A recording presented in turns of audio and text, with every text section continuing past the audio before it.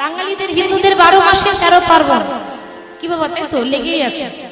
প্রতি মাসেই পুজো, প্রতি মাসে কিছু না কিছু একটা করে পুজো আসছে। তা আজকে যেমন শুভতি তিথি, আপনারা হরিনাম শুনছেন। কৃষ্ণের মাথায় ময়ূর পাখা মানে নিষ্কাম প্রেমের চিহ্ন। ভগবান বলছেন আমার কাছে আসতে গেলে কোনো কাম হলে হবে না, প্রেম থাকতে হবে। এটা দেখে না, ময়ূর পাখা মানে নিষ্কাম, মানে কোনো কাম নেই, কোনো কামের গন্ধ নেই। নিষ্কাম বললাম কেন?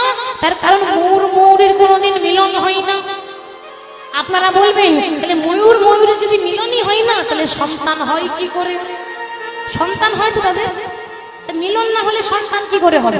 কি করে হয় না, ময়ূর যখন পেখম তুলে নৃত্য করে তখন ময়ূরের শুক্র মাটিতে পড়ে যায়।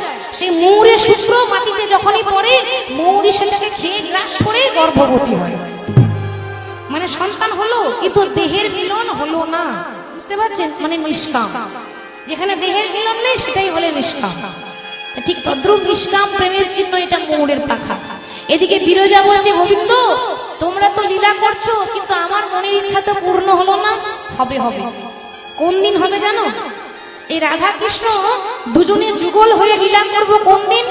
তুমি আজকে বিরজা আশীর্বাদ করলাম বৃন্দাবনে হবে তুমি যমুনা নদী, আর তোমাকে কথা দিলাম ওই যমুনা নদীর মাঝে রাধা কৃষ্ণ একদিন লীলা করব। কোন দিন জানো? যেদিন